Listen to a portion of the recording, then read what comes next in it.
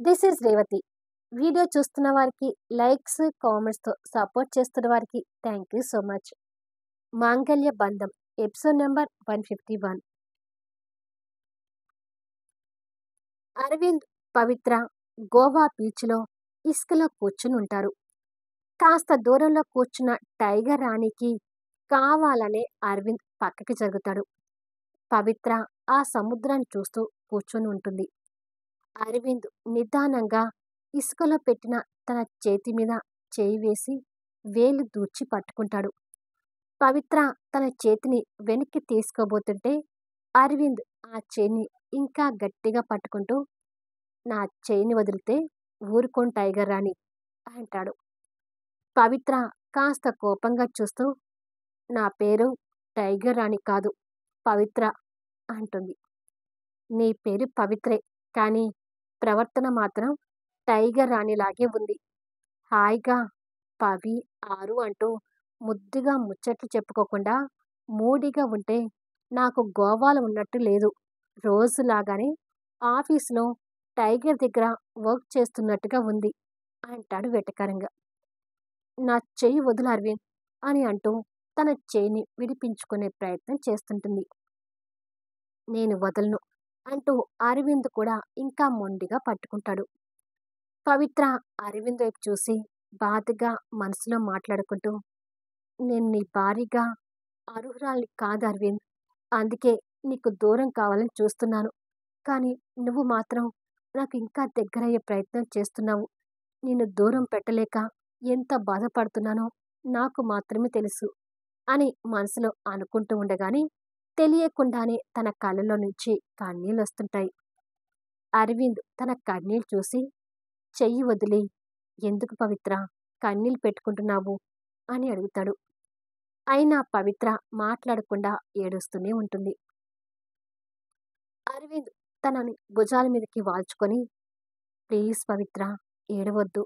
నేను నిన్ను అర్థం చేసుకున్నాను కాబట్టే నీ ప్రేమ కోసం వెంపర్లాడుతున్నాను. నిన్ను పూర్తిగా నా దగ్గర చేసుకోవడానికి నిన్ను హనీమూన్‌కి తీసుకొచ్చాను. ప్లీజ్ పవిత్ర, నువ్వు కూడా నన్ను అర్థం చేసుకో. నువ్వు అనుమతిస్తే మనం మన కొత్త జీవితాన్ని మొదలుపెడదాం" అంటాడు. అరవింద్ నిర్ణయానికి పవిత్ర ఇష్టం లేనట్టుగా చూస్తూ, "ఉదయం నుంచి అలసిపోయి ఉన్నాను అరవింద్. ఇక రూమ్‌కి వెళ్దాము" అంటుంది. "సరే పద" అంటూ తనని పట్టుకొని లేపుతాడు. హోటల్‌కి వెళ్ళగానే పవిత్ర తన రూమ్‌లోకి తను వెళ్ళబోతుంటే, "పవిత్ర, కనీసం డిన్నర్ అయినా నా రూమ్‌లో కలిసి చేద్దాం" అంటాడు. "నాకిష్టం లేదు అరవింద్. నేను రేపు మార్నింగ్ వైజాగ్ వెళ్ళటానికి టికెట్స్ బుక్ చేసుకున్నాను. రేపు మార్నింగే నా ప్రయాణం" అని చెప్పి రూమ్‌లోకి వెళ్తుంది.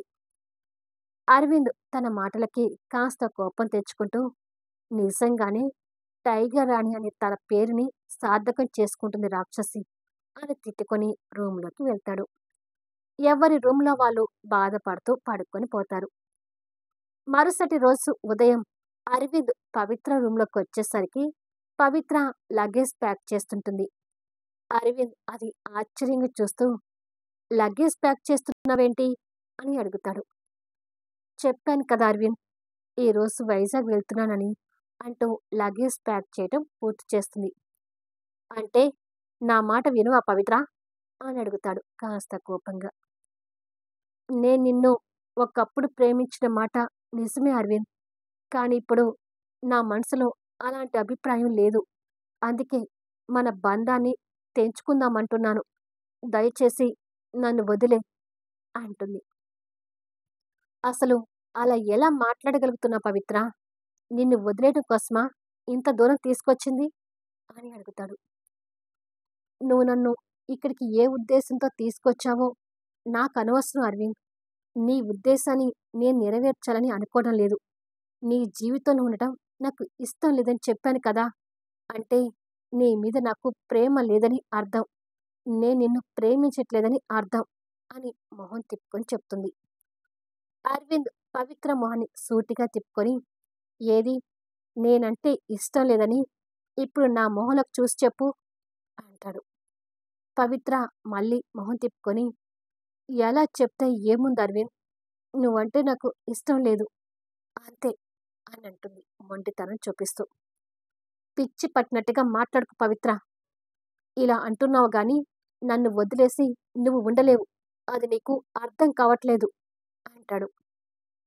అని నువ్వు అనుకోగానే సరిపోదు కదా అరవింద్.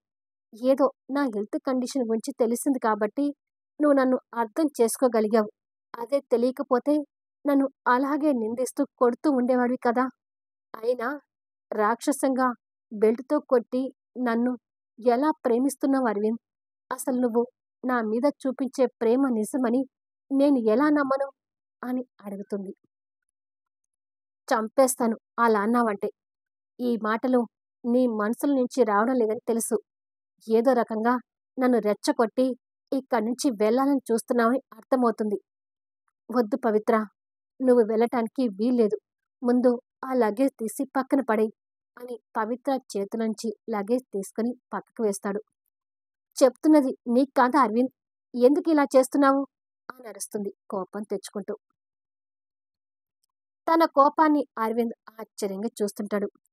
నువ్వంటే ఇష్టం లేదని చెప్తుంటే వినవేంటి? అంతా నీ ఇష్టానికే జరగాలా? నాకంటూ అభిప్రాయాలు ఉండకూడదా? ఐ హేట్ యూ అరవింద్ అంటుంది గట్టిగా. చివరి మాటకు అరవింద్ ఇంకా నిర్ఘాంతపోతూ చూస్తూ ఏమన్నావు? అని అడుగుతాడు కన్నీటి తడితో. నువ్వు విన్నది నిజమే. నిన్ను హేట్ చేస్తున్నాను. ఐ హేట్ యూ అని కోపం నటిస్తూ చెప్తుంది. ఆ డైలాగ్స్‌కి తన వైపు కోపంగా చూస్తుంటాడు. ఇప్పుడైనా నన్ను వైజాగ్ వెళ్ళనివ్వు అరవింద్ అని అంటుంది కోపం నటిస్తూనే.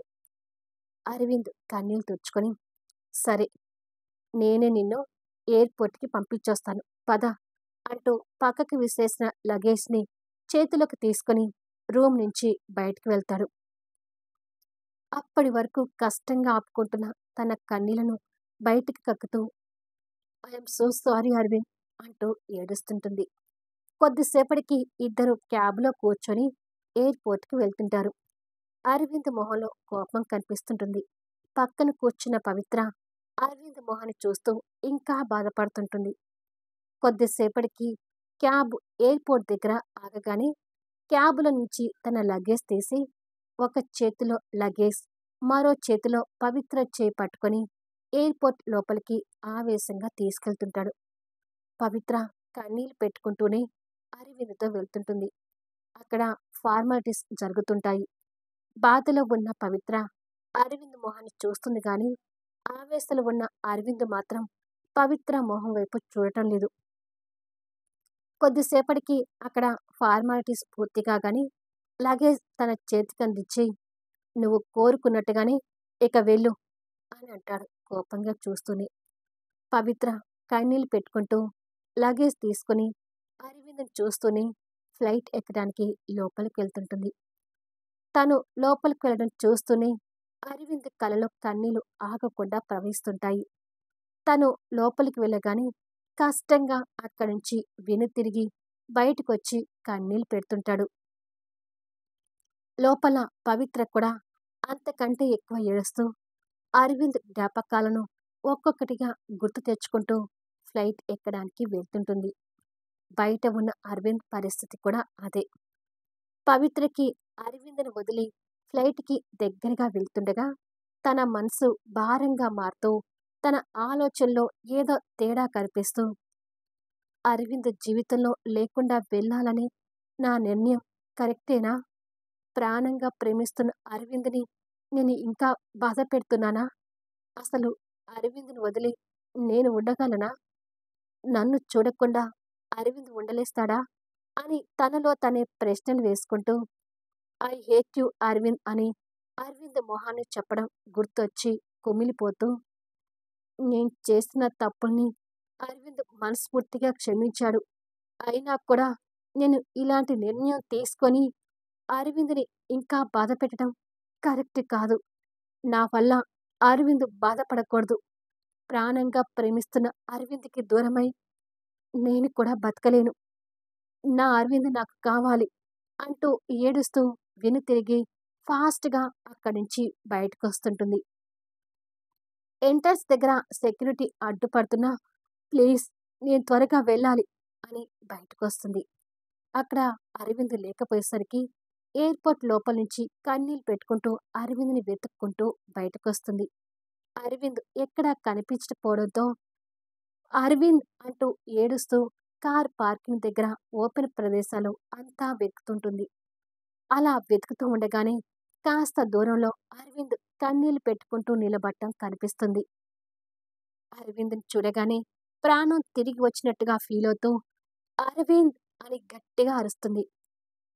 ఆ కేకతో అరవింద్ అటుగా చూసేసరికి పవిత్ర పరిగెత్తుకుంటూ రావడం చూసి ఆశ్చర్యపోతుంటాడు. పవిత్ర అంతే పరిగెడుతూ వస్తూ ఐ లవ్ యూ అరవింద్ అని గట్టిగా అరుస్తూ వస్తుంటుంది. అది చూసి అరవింద్ ఆనందంతో షాక్ అవుతుంటాడు. అతని ఎన్నో ఏళ్ల తన కల నెరవేరుతున్న క్షణాలు చూసి ఉప్పొంగిపోతుంటాడు. I love you Aravind, I love you Aravind, I love you so much అని అరుస్తూ పవిత్ర పరిగెత్తుకుంటూ వస్తుంటుంది. ఆ పదాలు ప్రతిధ్వనిస్తూ ఆకాశమంతా, ఆ ప్రదేశమంతా ఐ లవ్ యూ అరవింద్ అని వినిపిస్తుంటుంది. అక్కడున్న అందరూ కూడా వాళ్ళిద్దరిని ఆశ్చర్యంగా చూస్తుంటారు. అరవింద్‌కి ఆ క్షణాలు ఎంతో సంతోషాన్ని ఇస్తుంటాయి. పవిత్ర అలా పరిగెత్తుకుంటూ అరవింద్‌కి దగ్గరగా వచ్చి ప్రేమగా చూస్తూ I love you Aravind, I love you so much అని అంటుంటే అరవింద్‌కి తన డ్రీమ్‌లో కనిపించిన ఏంజెల్‌లా పవిత్ర కనిపిస్తుంటుంది. నీకు దూరమై నేను ఉండలేను Aravind. I love you Aravind, I love you so much అని మళ్ళీ మళ్ళీ చెప్తుంది. అరవింద్ సంతోషంగా తన్ని దగ్గరకు తీసుకొని ఆనందంతో కన్నీళ్లు పెట్టుకుంటూ తన నుదుటిన ప్రేమగా చుంబిస్తుంటాడు. అలా పవిత్ర కోరుకున్న క్షణాలు కూడా నెరవేరుతుంటాయి. ప్రేమగా ముద్దు పెట్టుకొని తనని హృదయానికి హత్తుకుంటాడు. అరవింద్‌తో తను కోరుకున్న ఆ క్షణాలు నెరవేరినందుకు పవిత్ర కూడా ఆనందంతో ఉప్పొంగిపోతుంటుంది. ఇలా కొద్దిసేపు తర్వాత అందరూ వాళ్ళ వైపే చూస్తున్నారని అరవింద్ గమనించి తనని అలాగే హృదయానికి హత్తుకొని అందరి వైపు చూసి నవ్వుతూ అతని థంబ్ చూపిస్తాడు.